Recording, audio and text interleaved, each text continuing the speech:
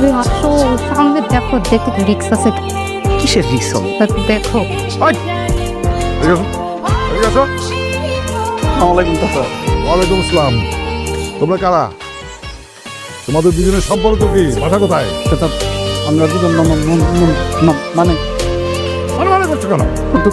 আমরা ভাই বোন। তোমরা ভাই বোন? কেমন ভাই বোন? আর ভাই বোনে যদি হবে তাহলে হাত ধরে আছো কেন? সরি চাচা, আমরা আপন মামা তো ফুফাতো ভাই বোন। ওরা আমি কলেজ থেকে বাসায় দিয়ে আসতে যাচ্ছি চাচা। বুঝলাম তোমরা মামা তো ফুফাতো ভাই বোন। মামা তো ফুফাতো ভাই বোন কি এরকম হাত ধরে রং ঢং করে ঢলাঢলি করে মহল্লায় হাঁটে? সরি চাচা, আমাদের ভুল হয়ে গেছে, মাফ করে দেন। এই মেয়ে, তুমি কোনো কথা বলো না কেন? ও তো কথাই বলতে পারে না, ও তো বোবা। এই জন্য তো আমি ওরা প্রতিদিন আনা নেওয়া করি, তাই না? তুমি কথা বলতে পারো না?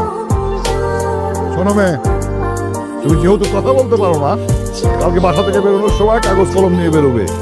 যা বলার কাগজ কলমে লিখে দেবে, ঠিক আছে? চাচা যেটা বলছে তো কিন্তু মনে রাখবা। ঠিক আছে স্যার। আর এত কথা বলতে পারে? অত বড় খণ্ড, মহল্লাটা একদম শেষ হয়ে গেল। চলো।